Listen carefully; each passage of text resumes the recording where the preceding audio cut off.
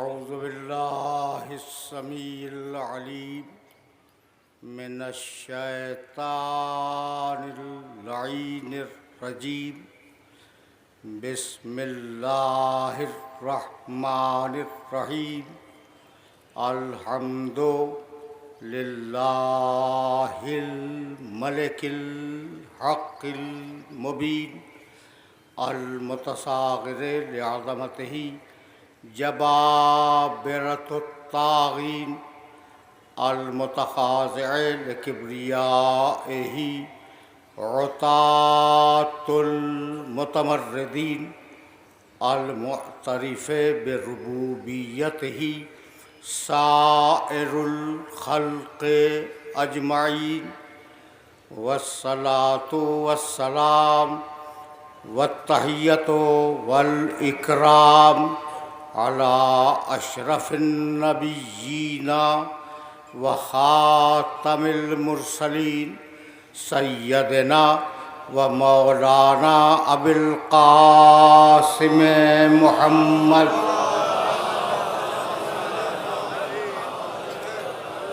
و اہل بیتہ الطیبین الطاہرین المعصومین المظلومین اما بعد فقد قال اللہ سبحانہ وتعالی فی محکم کتابہ المبین بسم اللہ الرحمن الرحیم سبح اسم ربک الاعلی الذی خلق فسوی والذی قدر فہدی والذی اخرج المرعى فجعلہ غثاء احوى صلوات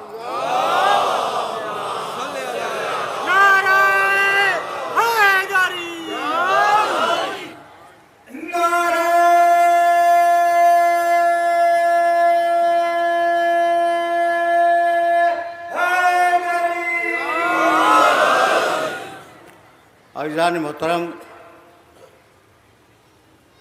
کل شام کو 1437 ہجری کا آخری سورج عدم کی تاریکیوں میں ڈوب گیا اور 1438 ہجری کا پہلا چاند افق عالم پر نمودار ہوا۔ اس چاند کا نمایاں ہونا تھا کہ ہمارے حلقوں میں صف ماتم بچھ گئی اور ہم پھر اس تجدید عہد کے لیے آمادہ ہو گئے جس کا وعدہ ہم نے اپنی تخلیق سے پہلے روز الست میں کیا تھا کہ ہم حسین پہ روئیں گے۔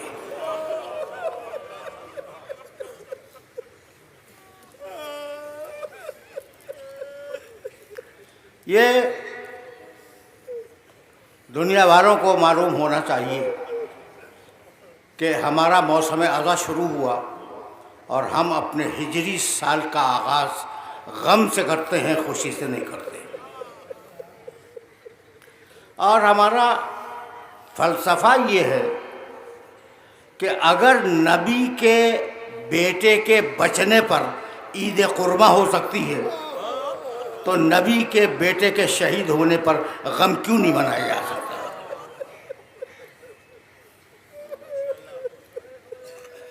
ہمارے گھروں میں صف عزا بچھی اور ایک بار پھر ہمیں اجتماعی طور پر بیٹھ کر افہام و تفہیم کا موقع ملا۔ صدیوں قدیم روایت ہے ہماری اور یہ روایت رہے گی کہ ہم ان ایام میں قرآن مجید، حدیث رسول اور اقوال معصومین پر گفتگو کرتے ہیں اور اپنے قلوب کو جرا بخشتے ہیں ان اقوال سے۔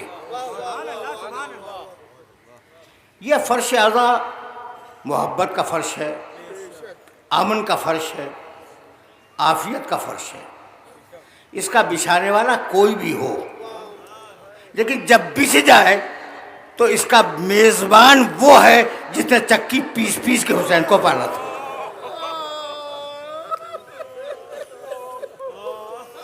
جو سچ بات ہے وہ یہ.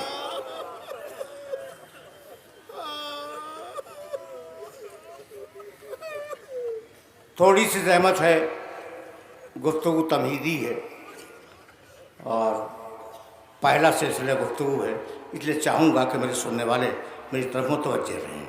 یہ محبتوں کا فرش، یہ امن و عافیت کا فرش، اس پر ہر ایک کو دعوت دی جاتی ہے کہ وہ آئے اور علوم آل محمد سے استفادہ کریں. اگر ایک طرف یہ محبتوں کا فرش ہے تو دوسری طرف یہ مظلومیت کے اعلان کا بھی فرش ہے. مظلومیت کے اعلان کا بھی فرش ہے. میں کیسے اپنے سننے والوں کی خدمت میں عرض کروں؟ یہ ایک پیغام ہے اور اس پیغام کو اپنے ذہنوں کے اندر محفوظ کر لینا کہ کربلا کے میدان میں پیاس کی کیا شدت تھی تمہیں معلوم ہے، سب کو معلوم ہے. حسین پیاسے، حسین کے سارے ساتھی پیاسے، حسین کے چھوٹے چھوٹے بچے پیاسے. لیکن خدا کی قسم اس بات کو یاد رکھنا کہ بچوں نے پانی کا تو مطالبہ کیا ہے، بھوک کے لیے غذا کا مطالبہ نہیں کیا. بچے جتنے پیاسے تھے اتنے ہی بھوکے بھی تھے. کبھی تم نے غور کیا کہ کسی بچے نے کھانا مانگ لیا ہو؟ بچے نے پانی تو مانگا ہے، سکینہ نے بھی پانی مانگا، اصغر نے اپنی سوکھی زبان دکھلائی، لیکن کھانے کا مطالبہ کسی نے نہیں کیا. پانی کا مطالبہ انسان کا بنیادی حق ہے.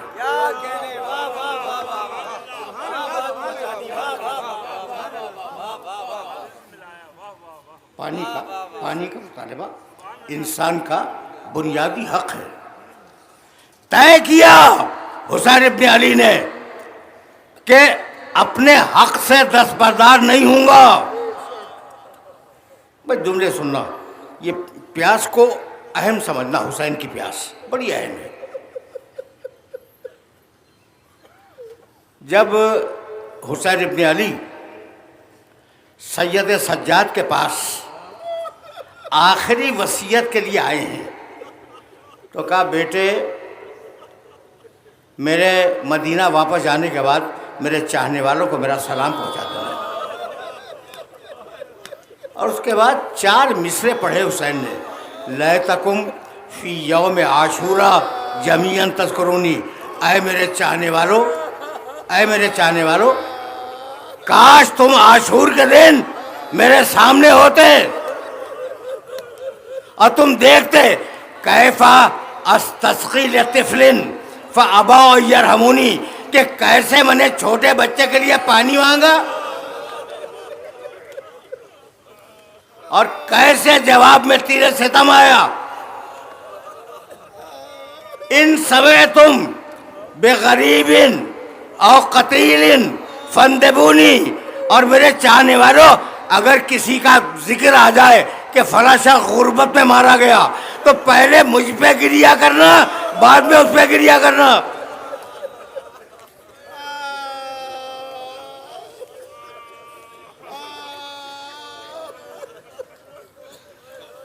یہ مسائل تھے جہاں تک مجھے اپنے سننے والوں کو لے کے آنا تھا. یہ پیاس اتنی شدید تھی کہ جب ذوالجناح پلٹ کے آیا ہے نا خیمے کے دروازے پر، تو شہزادی سکینہ انتظار میں کھڑی تھی. ذوالجناح کے گلے میں باہیں ڈال دی اور صرف ایک جملہ کہا، یا ذوالجناح السقیا ابی ام قتل اچانا. ذوالجناح بس اتنا بتلا دے کہ میرا بابا پیاسا مارا گیا یا پانی مل گیا تھا.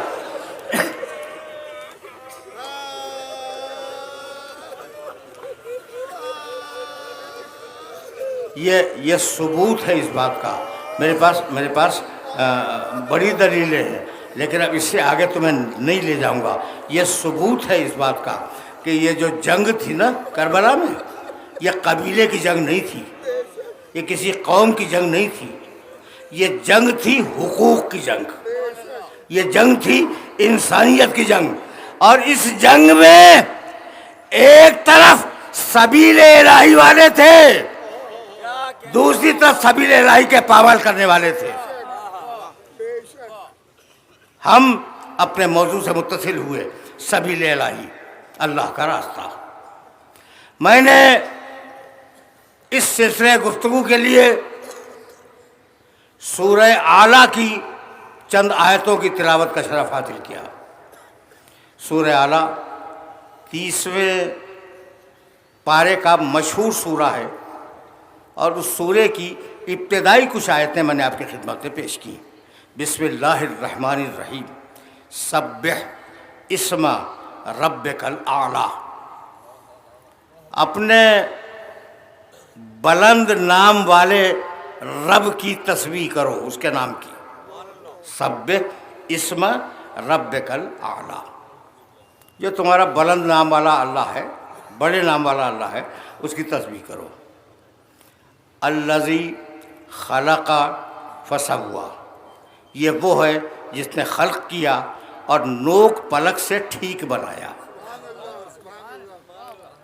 والذی قدر فہدی، اور اس نے تقدیر معین کی اور ہدایت کی۔ خلق کیا، خلق اور ہدایت ایک ساتھ آئے، تقدیر معین کی اور ہدایت کی۔ پھر کیا کیا اس نے؟ اخرج المرعیٰ، دیکھتے کیوں نہیں کہ اس نے سرسبز و شاداب چارہ اگایا مویشیوں کے لیے۔ فجعلہ غثاء احویٰ، اور پھر اس چارے کو کالے بھوسے میں تبدیل کر دیا۔ یہ ہیں وہ آیات جو سرنامہ کلام میں آپ کی خدمت میں پیش کی گئی۔ پروردگار نے منزل تمہید، پہلی گفتگو ہے، پروردگار نے اپنی خالقیت پر جتنا زور دیا ہے اتنا زور کسی اور چیز پہ نہیں دیا۔ قرآن مجید کے وہ سورے جن کی ابتدا خلقت سے ہوتی ہے، ان میں سے دو چار تو آپ کی خدمت میں پیش کروں نا۔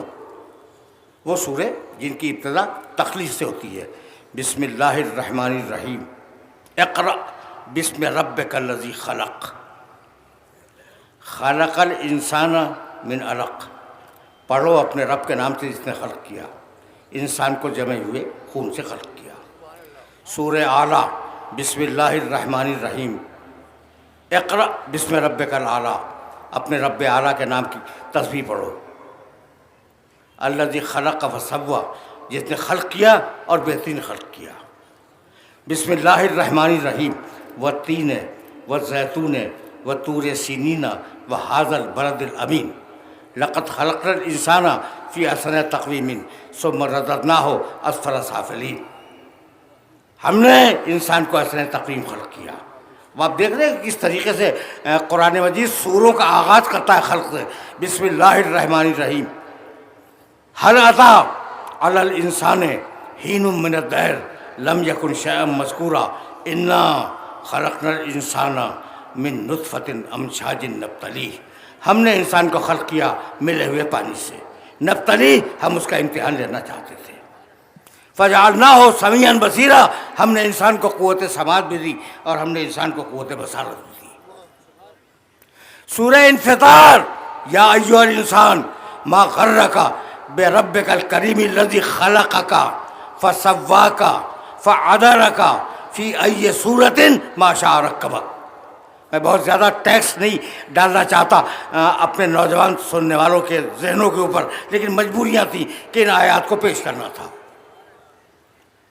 اے انسان، تو اپنے رب کریم سے کیوں ہٹ گیا ہے؟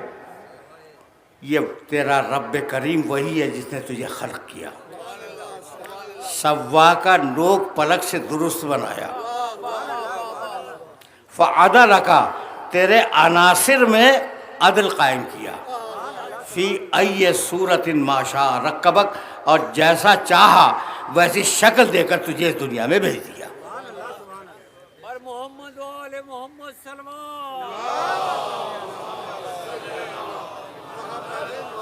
نعرہ حیدری،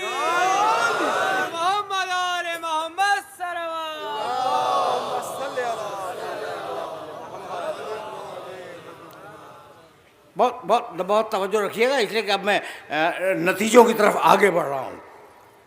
تخلیق پہ بات کی، اور جہاں تخلیق پہ بات کی وہیں ہدایت کا تذکرہ کیا۔ یہ دو لفظ تو یاد رکھے گا۔ میں نے یہ ساری آیات کی سماعت کی زحمت اس لیے دی کہ جہاں خلق ہے وہاں ہدایت ہے۔ اب میں اپنے سننے والوں سے عرض کروں کہ بھائی جیسا چاہا بنایا، ایک لفظ پڑھا لکھا مجمع ہے، ایک لفظ سمجھ لو، سوا، خلق فسوا۔ سوا کے معنی جانتے ہو؟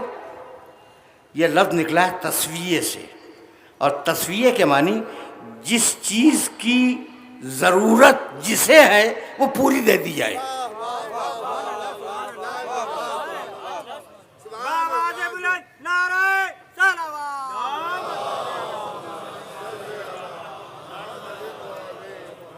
بہت توجہ رکھنا، فَإِذَا سَوَّيْتُهُ وَنَفَخْتُ فِيهِ مِن روحی، جب میں آدم کا تسویہ کر لوں، یعنی جو مکمل ضرورت ہے آدم کی وہ پوری ہو جائے، تو تسویہ کے معنی پورا ہو جانا۔ اب جیسی شکل چاہی دے دی، جیسی توانائیاں چاہی دے دی، جیسا بنایا اس کی مرضی۔ میں توجہ رکھنا، اس لیے کہ یہ وہ مرحلہ فکر ہے جہاں اپنے سننے والوں کو روکنا چاہ رہا ہوں۔ ہر آیت کا اصرار یہ ہے کہ جو چیز کی ضرورت تھی جب وہ ضرورت پوری ہو گئی تو وہ دنیا میں آ گئی، نامکمل نہیں آئی، اپنی تکمیل کے ساتھ آئی۔ توجہ رکھنا، جو بھی چیز آئی اپنی تکمیل کے ساتھ آئی، یعنی بلی کو یہ حق نہیں ہے کہ وہ کہے کہ مجھے اونٹ کیوں نہیں بنایا۔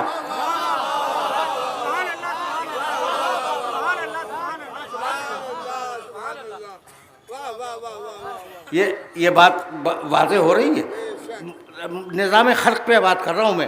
بلی کو یہ حق نہیں ہے کہ وہ یہ کہے کہ مجھے اونٹ کیوں نہیں بنا دیا، اور اونٹ کو یہ حق نہیں ہے کہ وہ کہے کہ مجھے بلی کیوں نہیں بنا دیا۔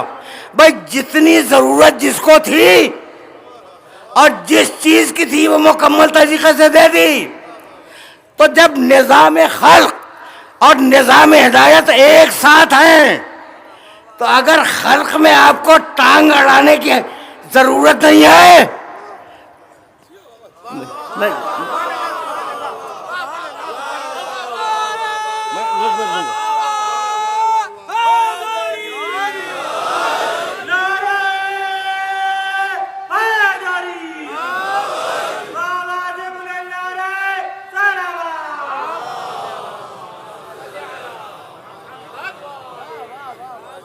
بھائی میں مثال نوجوان دوستوں تک ایک مثال پہنچا دوں۔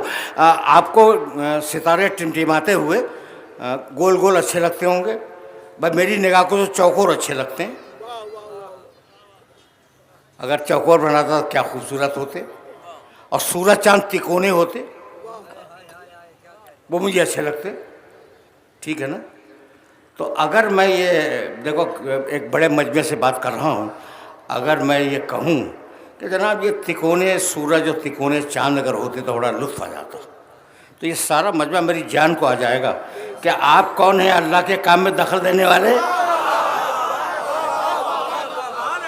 سارا مجمع میری جان کو آ جائے گا کہ آپ کون صاحب ہیں اللہ کے کام میں دخل دینے والے۔ تو یہی تو کہنا چاہ رہا ہوں، آپ کون ہیں اللہ کے کام میں دخل دینے والے؟ کسی کو گول بنائے، کسی کو چوکور بنائے، کسی کو نبی بنائے، کسی کو امام بنائے۔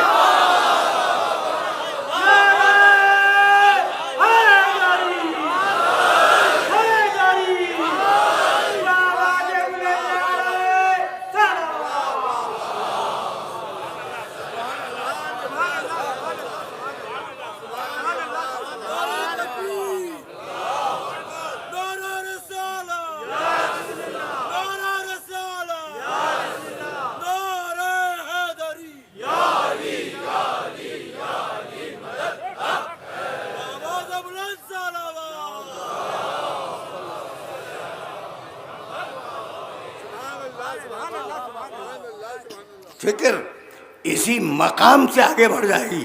بھائی خالق وہ، ہدایت کرنے والا وہ، یہ ذہن میں رکھو گے نا، یہ دونوں جملے اپنے ذہن کے اندر محفوظ رکھ لینا. سبح اسم ربک الاعلی الذی خلق وسوی والذی قدر فہدی. جہاں خلق ہے وہیں ہدایت ہے. اور اب میں خلق کو ہدایت سے جوڑنے جا رہا ہوں. عجیب بات ہے، پوری آیت بھی نہیں پڑھوں گا، دامن وقت میں اتنی گنجائش بھی نہیں ہے. سورہ حج 22واں سورہ قرآن کا. وہ لوگ جو خدا سے ہٹ کے کسی اور کو پکارتے ہیں، تمہیں معلوم ہے کہ ان کا حشر کیا ہوتا ہے؟ یہ ایسے لوگ ہیں کہ قیامت تک ایک مکھی بھی نہیں بنا سکتے.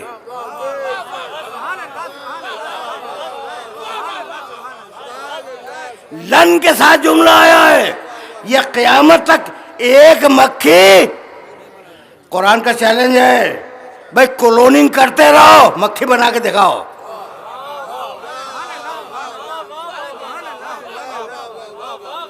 یہ قرآن کا چیلنج ہے. یہ لوگ ایک مکھی بھی بنا نہیں سکتے. اچھا مکھی تو کیا بنائیں گے؟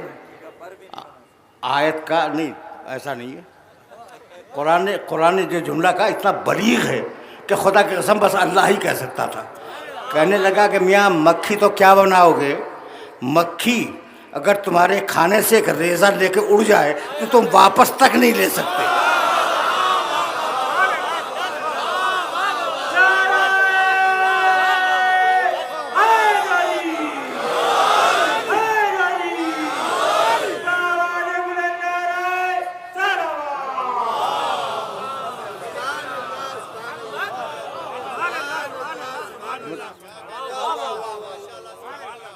ضعف الطالب والمطلوب، کیا سمجھتے ہیں یہ؟ اچھا اب حالت تو یہ ہے اپنی توانائی کی، اپنی کمزوری کی حالت تو یہ ہے کہ مکھی نہیں بنا سکتے. اور گھمنڈ ایسا ہے کہ ستاروں پہ کمندے ڈال رہے ہیں. خلائی سفینے روانہ کر دی فضاؤں کے اندر اور نہ معلوم کتنی دور تک پہنچ گئے. بھائی یہ تو ایسے ہیں مکھی نہ بنا سکیں، لیکن اگر چھوٹا سا عہدہ مل جائے تو پھولے نہیں سماتے.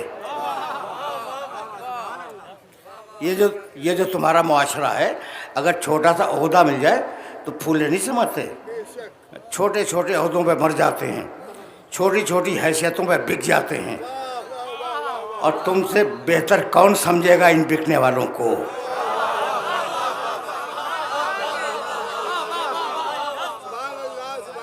کون سمجھے گا تم سے بہتر ان بکنے والوں کو؟ اچھا تو اب ایک جملہ عرض کروں. خوش ہو جاتے ہیں اگر منصب مل جائے.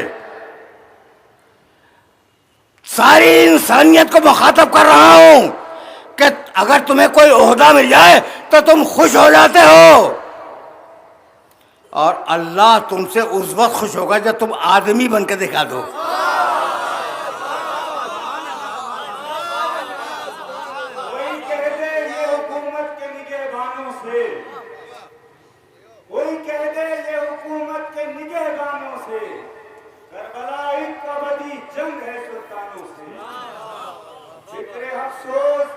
یہاں کاش نہیں کر سکتی، کربلا تاج کو برداشت نہیں کر سکتی. نعرہ حیدری.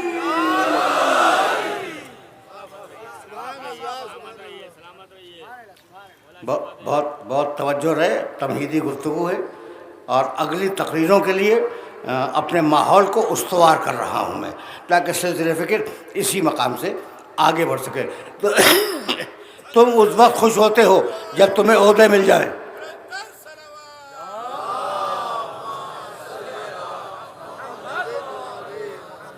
علامہ صاحب کی صحت و سلامتی کے لیے باواز بلند تر سلوات.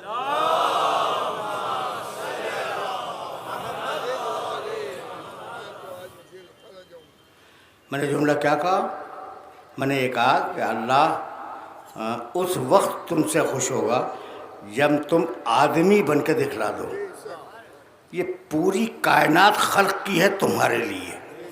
اب یہ خلاصہ دے رہا ہوں میں ایک جملے میں، آدھے گھنٹے کی تقریر کا خلاصہ تمہاری خدمت میں پیش کر رہا ہوں. یہ پوری کائنات خلق کی تمہارے لیے.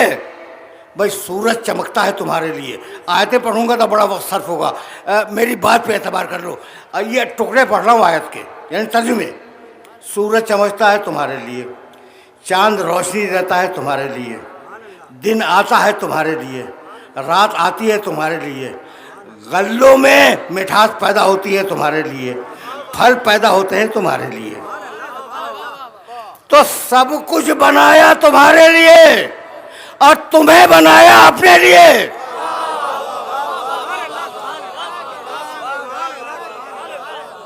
آواز بلند نعرہ تکبیر.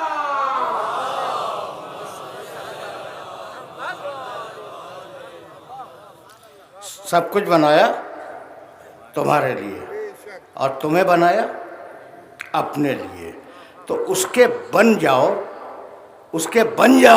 تو گویا تم نے مقصد تخلیق کو پورا کر دیا. اس کے جیسا بننے کے لیے, دیکھو یہ جیسا لفظ میں نے جان بوجھ کے استعمال کیا ہے, اور کبھی اس کی وضاحت کروں گا آج یا اگلی تقریروں میں. اس کے جیسا بننے کے لیے کچھ ایسے نمونے درکار ہیں جو ہمارے سامنے ہوں تو ہم ان کو دیکھ کر اس کے جیسے بنے.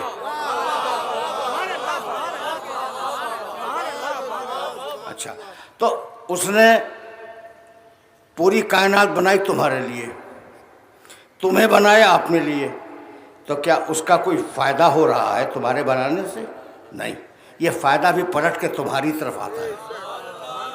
لقد ارسلنا رسلنا بالبینات وانزلنا معهم الکتاب والمیزان لیقوم الناس بالقسط. ہم نے اپنے رسولوں کو بھیجا, لقد ارسلنا رسلنا بالبینات, واضح نشانیوں کے ساتھ بھیجا, اور ہم نے ان کے ساتھ کتاب نازل کی, ان کے ساتھ میزان نازل کی. لیقوم الناس بالقسط, یہ سارا ہدایت کا سلسلہ اور یہ سارا تخلیق کا سلسلہ اس لیے ہے کہ تم عدل پہ قائم ہو جاؤ. توجہ رکھنا, عدل پہ آ جاؤ. تو اللہ کا راستہ عدل پہ آ جاؤ, سبیل الہی عدل پہ آ جاؤ. اچھا, تو کہنے لگے ہمیں ضرورت کیا ہے عدل پہ آنے کی؟ اللہ نے عقل تو دی ہے, جب عقل دی ہے تو عقل سے فیصلہ کر لیں گے. سنا آپ نے, آج کی ماڈرن دنیا اس کا کہنا یہی ہے کہ عقلیں اتنے عروج پہ آ گئی ہیں کہ اب کسی انسان کو ضرورت نہیں ہے کسی دین کی, کسی ہدایت کی. جو فیصلہ ہوگا وہ عقل سے کر لیں گے. اچھا, تو میں نے کہا عقل سے آپ فیصلہ کیسے کریں گے؟ کہا عقل نور ہے, عقل کی روشنی میں فیصلہ کر لیں گے. بھائی بہت توجہ رکھنا, بہت توجہ رکھنا, اس لیے یہ وہ باریک مرحلہ فکر ہے جہاں سے اب میں براہ راست آگے بڑھ جاؤں گا. عقل نور ہے اور اللہ نے عقل دی ہے, وہ نور دیا ہے ہمیں. ہم اس نور سے اپنے اچھے برے کو دیکھیں گے اور آگے بڑھ جائیں گے. اچھا بھائی, تو جب عقل نور ہے تو اندھیری رات میں عقل سے دیکھ لو اس اندھیرے میں چیزوں کو. کہ نہیں, اس کے لیے سورج کی توانائی کی ضرورت ہے. عقل تنہا کام نہیں کرتی جب تک سورج کی روشنی ساتھ میں نہ ہو. تو ایک تمہاری ذاتی روشنی جس کا نام ہے عقل, اور ایک خارجی روشنی جس کا نام ہے وحی الہی.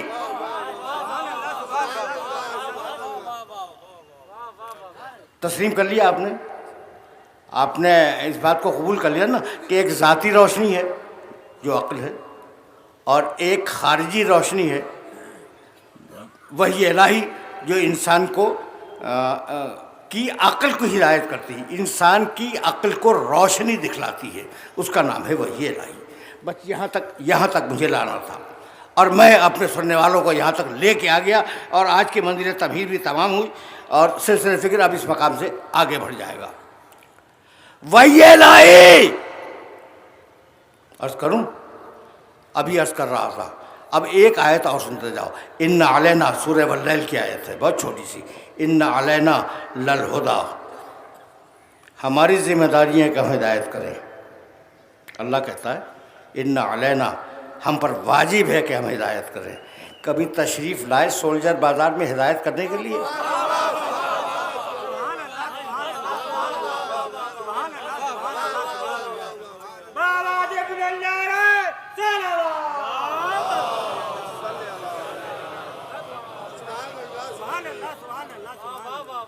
بھائی آیت ہے قرآن کی، ان علینا للہدا، ہدایت ہم کریں گے۔ اب میں اپنے دعوے کی دلیل پیش کر رہا ہوں۔ اچھا بھائی مالک ہدایت تو کرے گا، بہرحال سولجر بازار میں تو نہیں آیا، کیا بندر روڈ پہ آیا؟ پوری دنیا متفق ہے کہ آیا نہیں، کہیں نہیں آیا ہدایت کرنے کے لیے، اور پوری دنیا متفق ہے، پورے مسلمان، کہ یہ آیت تو قرآن میں موجود ہے کہ ہدایت ہم کریں گے۔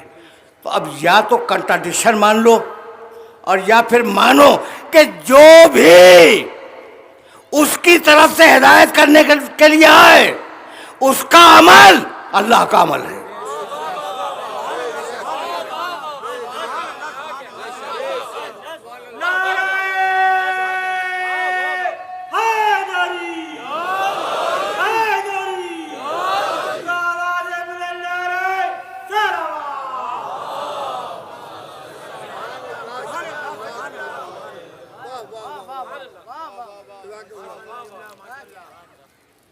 قل انما انا بشر مثلکم یوحی الی، بڑی مشہور آیت ہے، اور ہزاروں ہزار مرتبہ آپ نے یہ آیت مبارکہ سنی ہوگی، اور میں نے بھی اپنے طریقے سے اسے انٹرپریٹ کیا ہے، لیکن آج ایک جملہ کہنا چاہ رہا ہوں۔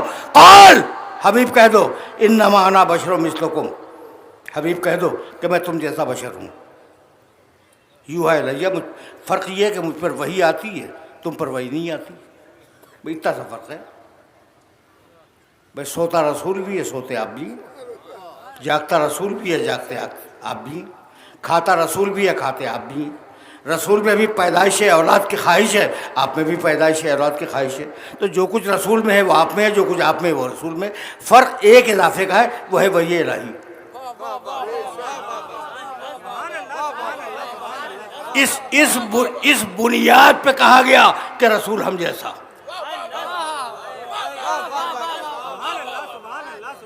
بنیاد سمجھ میں آ گئی؟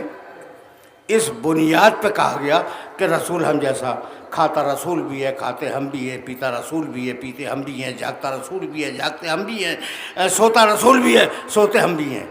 تو چونکہ چیزیں مشترک ہیں اس لیے رسول ہم جیسا اور ہم رسول جیسے۔ بس سن لیا نا، تم نے بات سن لی؟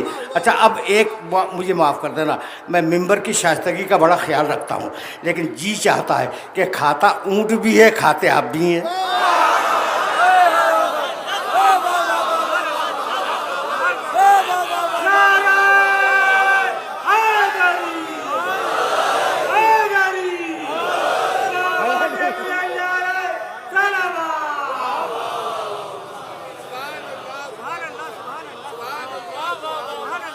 اب یہ ظاہر ہے کہ تمہیدی گفتگو ہے اور پہلی تقریر ہے، اب سلسلہ فکر آگے جائے گا اور بہت دور تک جائے گا، لیکن یہ جملہ تو مکمل ہو جائے۔ اب میں نے گھوڑے کا نام نہیں لیا، بھینس کا نام نہیں لیا، چونکہ مقدس جانور ہے عرب کا۔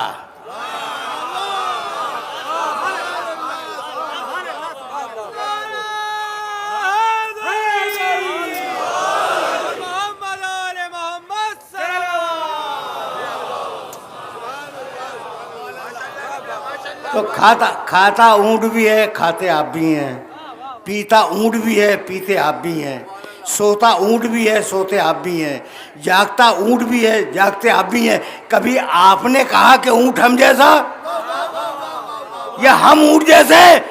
تو یہ سارا نظرہ میرے نبی کی نبوت پہ کیوں گر رہا ہے؟ تو قیامت تک کے لیے جملہ سنو اور اسے ذہن میں محفوظ رکھ لینا کہ رسول نے کہا میں تم جیسا بشر ہوں، میں تم جیسا بشر ہوں۔ اتنا آسان کروں گا کہ نوجوان دوست آج سے اس بحث کو چھوڑ دیں گے۔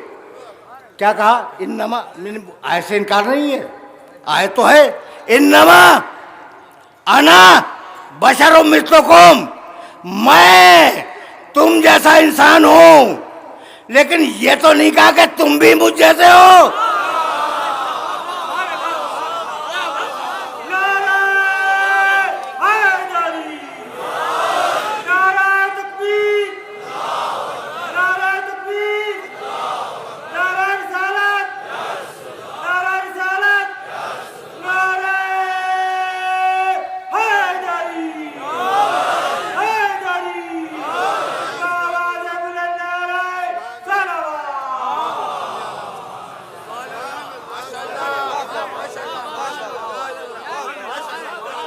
جملہ جملہ سننا.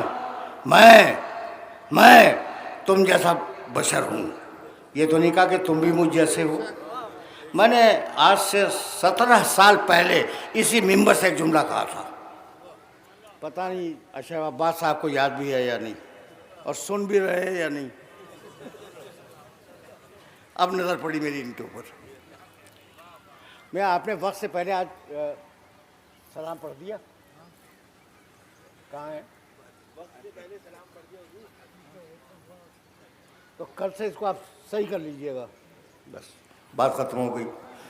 تو اب انہیں گواہ کر رہا ہوں. ان کا حافظہ بہت مضبوط ہے, بہت ہی قوی ہے, اور 17 سال کا 27 سال پہلے جو میں نے پڑھا تھا وہ بتا دیں گے. یہ میں نے ایک جملہ کہا تھا. اب مجھے معاف کر دو کہ میں اپنی تقریر سے اس جملے کو اس مستعار لے کر تمہاری خدمت میں ہدیہ کر رہا ہوں. تو کیا کہا قرآن نے کہ حبیب کہہ دے کہ تو کہہ دے حبیب کہ میں تم جیسا. یہ تو نہیں کہا کہ میں بھی تم جیسا ہوں. اور اگر پوری تاریخ اسلام میں رسول نے کسی کے لیے کہا کہ تو مجھ جیسا, تو لہموں کا لہمی یا علی.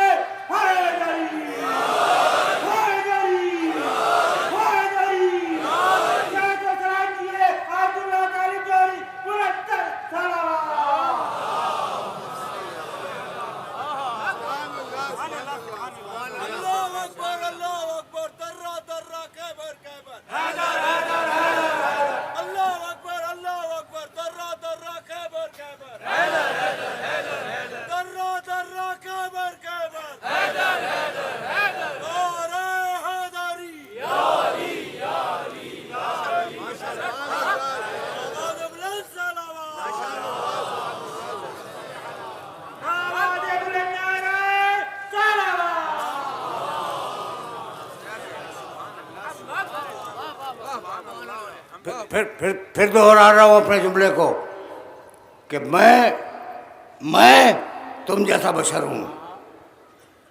یہ نہیں کہا کہ تم بھی مجھ جیسے ہو. نہیں کہا نا. اور اگر کہا ہے تو کندھے پہ ہاتھ رکھ کے کہنے لگے لہموں کا لہمی یا علی, دموں کا دمی یا علی, عزم و عزمی. مختلف طریقوں سے روایت آئی ہے, میں ایک طریقے سے بیان کر رہا ہوں. عزم و عزمی, لحم کا لحمی یا علی, یا علی تیرا گوشت میرا گوشت.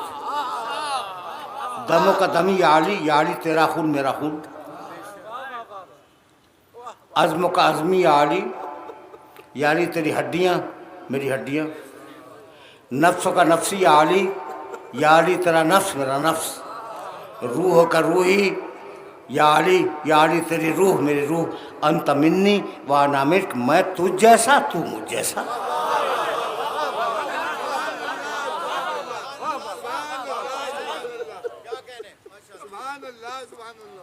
میرے دوستو, میرے عزیزو, میں نے زحمت دی اور ابھی سلسلہ فکر ذرا سا اور آگے جائے گا. حوالہ تو دے چکا نا, 17 سال پرانا حوالہ ہے. تو اب ظاہر ہے کہ اجتماعی حافظے اتنے مضبوط نہیں ہوا کرتے. تو میں نے اس دن یہ کہا تھا, اور بڑے بڑے اکابر بیٹھے ہوئے تھے جو آج نظر نہیں آتے.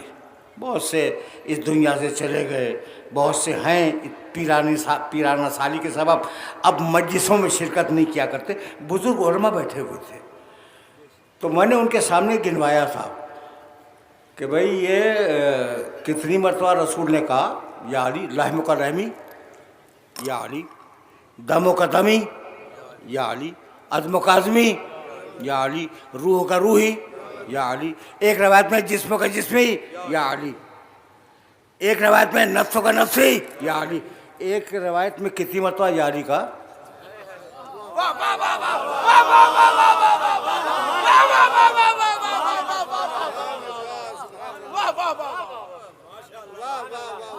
بات پہنچ گئی.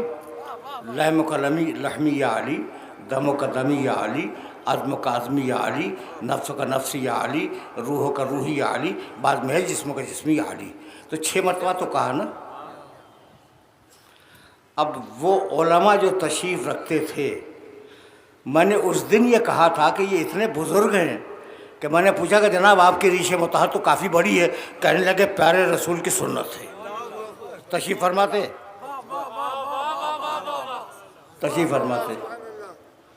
پیارے رسول کی سنت ہے. اچھا، میں نے بڑے علماء دیکھے، چہرے پہ نور ہے، بڑی سی داڑھی ہے، مونچھیں ترشی ہوئی ہیں. میں کہا بھائی مونچھیں کیوں ترشی ہوئی ہیں؟ کہا پیارے رسول کی سنت ہے. اچھا، تو قبضے کے برابر داڑھی رکھنا پیارے رسول کی سنت ہے بھی. میں نے روایات میں دیکھا.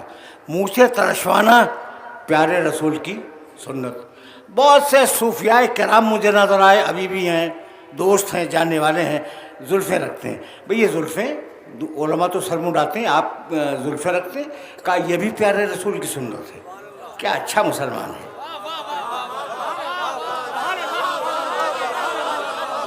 کیا اچھا مسلمان ہے، کیا پیارا مسلمان ہے کہ پیارے رسول نے جو کر دیا وہ آج تک کیا جا رہا ہے، چونکہ پیارے رسول کی سنت ہے. اچھا بھائی مسواک کا یہ بھی پیارے رسول کی سنت ہے. اچھا، اب یہ سب تو واقعاً پیارے رسول کی سنت ہیں اور میں نے کتابوں میں دیکھی ہیں، لیکن کندھے پہ بستر مجھے کہیں نہیں ملا.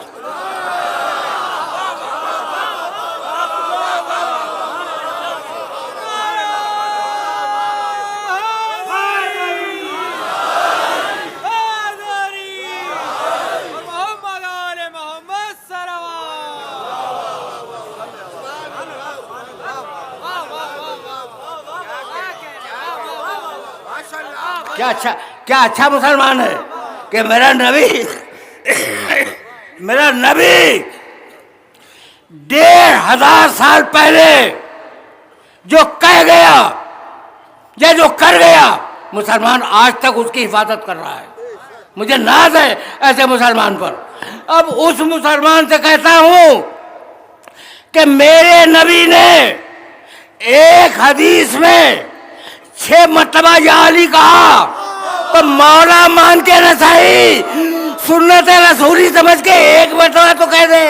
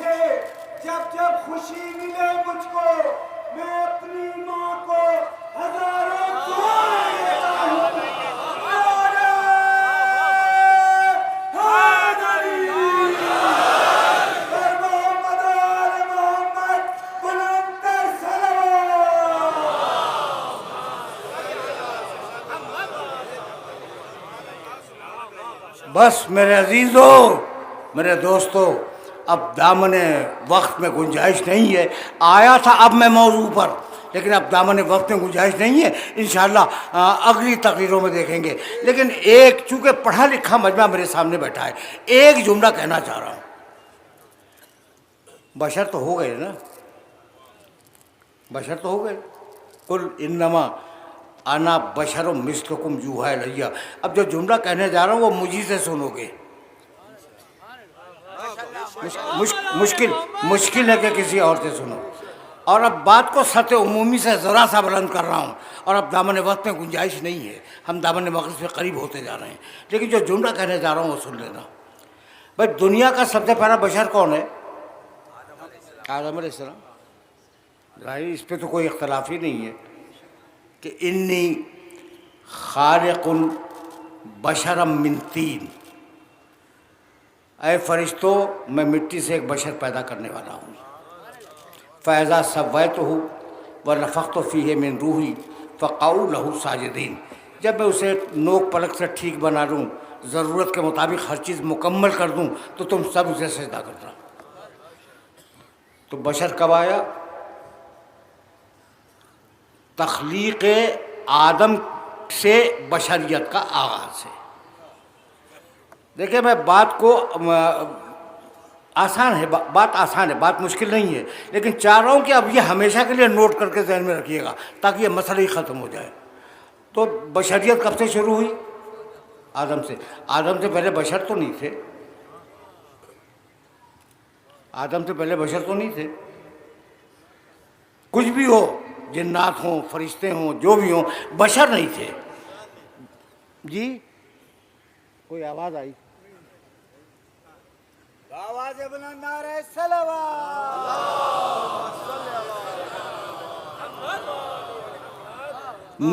نون ہسٹری میں جانوروں کے علاوہ جو 3 قسمیں لکھی جاتی ہیں کہ انسان سے پہلے تھے, وہ نسناس تھے, جنات تھے اور فرشتے تھے. بشر نہیں تھا.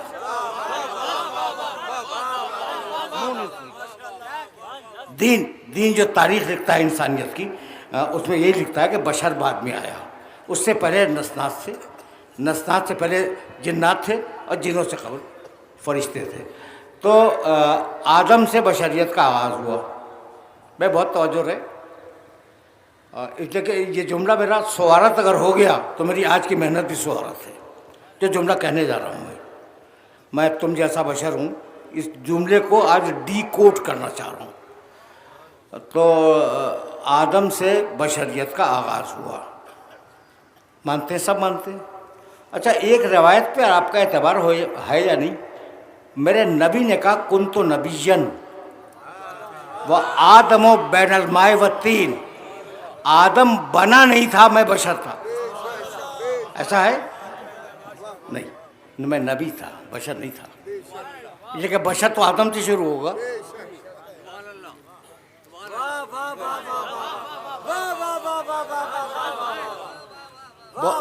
بہت عجیب بات میں نے کہہ دی کہ بشر شروع ہوگا آدم سے. اب میرا نبی کہتا کنت نبیًا, بشر نہیں, میں نبی تھا. بشر کے آنے کے پہلے نبی تھا. تو اب میرا محمد سمجھ میں آیا؟ بھائی عجیب برہنہ فکر یہ کہ میرا محمد بشر کو نبی بنا کے نہیں بھیجا گیا, نبی کو بشر بنا کے بھیجا گیا.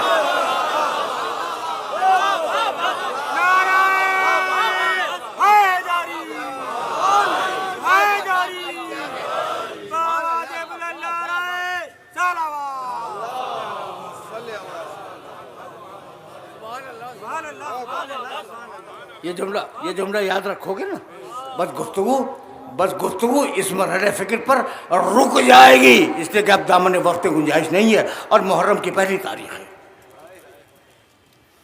جس میں ربط مصائب کی بھی ضرورت نہیں ہے. لیکن اب میں کیا کروں کہ میرا جی چاہتا ہے. کہنے لگے کہ جو اپنی اولاد کے فضائل بیان کیے وہ بشریت کا تقاضا تھا. یہ جملہ کہا جاتا ہے, آج بھی کہا جاتا ہے کہ ٹھیک ہے, بیٹی سے بڑی محبت کرتے تھے, بیٹی سے کون محبت نہیں کرتا, بیٹی کے بیٹے ان سے ہی محبت کرتے تھے. تو بشریت کا تقاضا تھا. اچھا تو بشریت کا تقاضا تھا تو بشریت کے تقاضے کو تو گھر میں ہونا چاہیے نا. بشریت کا جو تقاضا ہوگا وہ گھر کے اندر ہوگا, باہر تو نہیں ہوگا. رسول بشریت کے تقاضے کو, اپنی بشریت کے تقاضے کو مسجد میں تو نہیں پورا کریں گے. میں نے پوچھا کہ اچھا بھائی تو بشر کہاں ہوتا ہے؟ کہا گھر میں بشر ہے، نبی گھر میں بشر ہے، ٹھیک ہے۔ اور جب مسجد میں آیا نبی ہے، اس کا ہر حکم واجب الاطاعت ہے۔ اچھا میں نے کہا اور مسجد کے علاوہ کا ممبر پہ ہے، اس کا ہر حکم نبوت کا حکم ہے۔ میں نے کہا اور کہہ لگا میدان جنگ، مسجد، ممبر، میدان جنگ، یہاں جو کرے وہ نبوت ہے، اور گھر میں جو کرے وہ مان لو کہ بشریت ہے۔ میں نہیں مانتا، لیکن فی الحال تمہاری بات کو مانے لیتا ہوں، جو گھر میں کرے وہ بشریت ہے، جو ممبر سے کرے وہ نبوت ہے، جو مسجد میں کرے وہ نبوت ہے، جو میدان جنگ میں کرے وہ نبوت ہے۔ اب مجھے اتنا بتلا دو کہ فاطمہ کے لیے گھر میں کھڑے ہوئے یا مسجد میں؟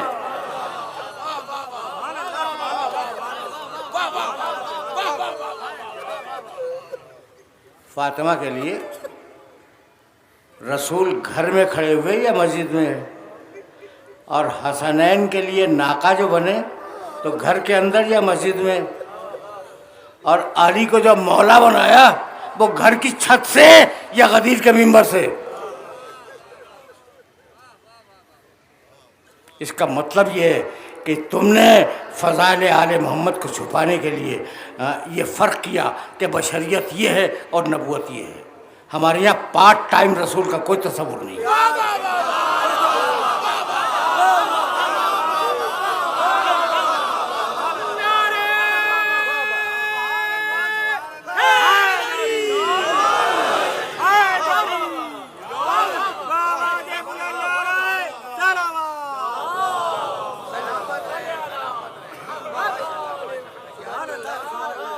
بس میرے عزیزوں، میرے دوستوں، پڑھے لکھے لوگ ہو، اگر میرے جملے کی قدر کر سکو تو یہ آج کی گفتگو کا سب سے قیمتی جملہ ہے، یہ تمہاری خدمت میں ہدیہ کر رہا ہوں۔ مجھے تو مناقب کی کتابیں پڑھ کر ایسا لگا کہ آل محمد کے فضائل کا بیان کرنا بھی فرائض نبوت میں شامل تھا۔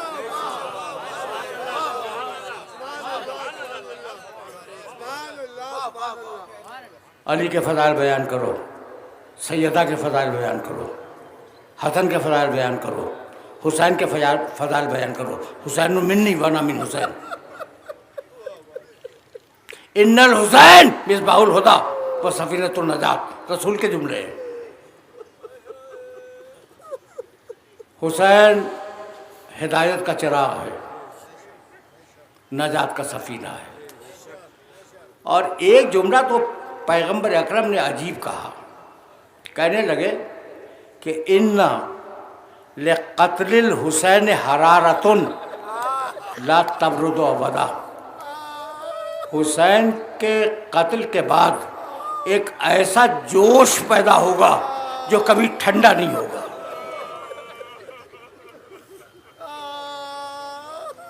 اجرکم اللہ، آپ کی سزائیں بلند ہو گئیں۔ یہ آپ کی سزائیں میرے نبی کے جملے کی تائید کرتی ہیں۔ ایسا جوش پیدا ہوگا جو کبھی خاموش نہیں ہوگا۔ حسین ابن علی حضرت عبداللہ ابن زبیر کے ساتھ رسول کی مسجد میں تشریف فرما تھے۔ دیکھو بہت وقت ہو گیا اور 2-3 دقیقے ہیں میرے پاس، انہی میں بات کو مکمل کرنا ہے۔ ایک مرتبہ حاکم مدینہ ولید کا قاصد آیا اور کہنے لگا فرزند رسول آپ کو حاکم مدینہ نے یاد کیا ہے۔ عبداللہ ابن زبیر نے پوچھا کہ فرزند رسول آپ کا کیا خیال ہے، آپ کو کیوں بلایا گیا ہے؟ کہا حاکم شام کا انتقال ہوا، یزید خلیفہ ہوا اور مجھے بیعت کے لیے بلایا جا رہا ہے۔ کہا فرزند رسول پھر آپ کا رویہ کیا ہوگا؟ کہا دیکھ لینا کیا ہوگا، میرا رویہ کیا ہوگا اس واقعے میں، دیکھ لینا۔ کہا فرزند رسول نہ جائیں، بس 2-3 جملے سنو، اس لیے کہ مجھے یقین ہے کہ اگر آپ چلے گئے تو زندہ واپس نہیں آئیں گے۔ اب عبداللہ ابن زبیر کی آنکھوں میں آنکھیں ڈال دیں اور کہا ابن زبیر، حسین وہ نہیں ہے جو اپنے لیے ننگ اور آر کو برداشت کر لے۔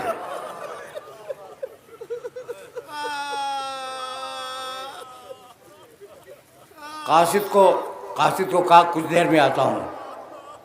حرم رسول کی زیارت سے فارغ ہوئے، گھر آئے، عباس کو بلایا، کہا بھیا حکیم مدینہ کے دربار میں جانا ہے، بنی ہاشم کے جوانوں کو جمع کر لو۔ بنی ہاشم کے جوان جمع ہوئے، حسین آئے، ولید نے حسین کی شکل دیکھی، کھڑے ہو کر احترام کیا اور کہنے لگا فرزند رسول انا للہ و انا الیہ راجعون۔ کہا کیا چاہتے ہو؟ کہا مصلحت تو یہ ہے کہ آپ یزید کی بیعت کر لیں۔ فرمانے لگے ان البیعۃ لا تکون سرا، حسین کا جملہ۔ یہ رات کی بیعت کا فائدہ کیا ہے؟ صبح ہونے دو، اور جب سورج نکل آئے تو علل اعلان دیکھیں گے کہ اینا احق بالبیعۃ والخلافہ، کہ مستحق کون ہے بیعت و خلافت کا۔ پالیسی ہے حسین کی، مستحق کون ہے، اینا احق بالبیعۃ والخلافہ۔ یہ کہہ کے اٹھے۔ مروان بیٹھا ہوا تھا، اس نے حاکم مدینہ کو مشورہ دیا کہ اگر حسین نکل گئے تو پھر زندہ گرفتار نہیں ہوں گے، ابھی قتل کر دو۔ بھئی یہ سننا تھا کہ اپنا رخ کیا مروان کی طرف اور کہنے لگے، مروان کو سرزنش کی اور کہنے لگے کہ نحن مختلف الملائکۃ وہ اہل بیت النبوہ بنا فتح اللہ و بنا ختم۔ ہم ہیں نبوت کے اہل بیت، ہم ہیں وہ جن کے گھروں میں فرشتے آتے جاتے رہے۔ اللہ نے ہدایت کا آغاز ہم سے کیا اور سلسلہ ہدایت کا اختتام ہم پر کرے گا۔ یہ کہہ کر حسین کی آواز ذرا سے بلند ہو گئی۔ بنی ہاشم کو کہہ کے آئے تھے کہ اگر میری آواز بلند ہو جائے تو تلواریں لے کے اندر آ جانا۔ راوی کہتا ہے کہ سب سے پہلے جو جوان داخل ہوا اس کا نام ہے ابو الفضل عباس۔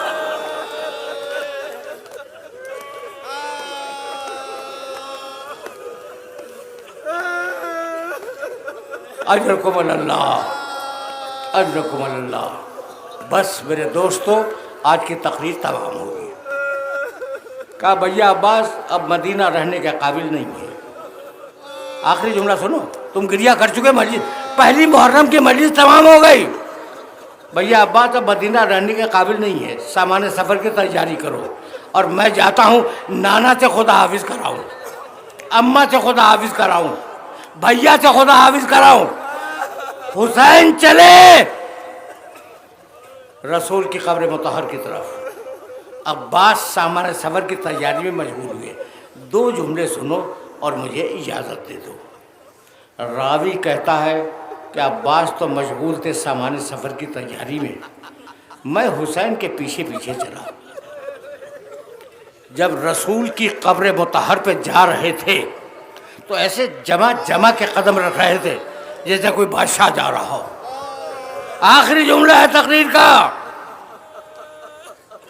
قریب پہنچے، قبر رسول بھی اپنے آپ کو گرا دیا، کہنے کہ واہ جدہ خذنی الیک، نانا اب مدینہ رہنے کے قابل نہیں رہا، اپنے پاس بلا لیں۔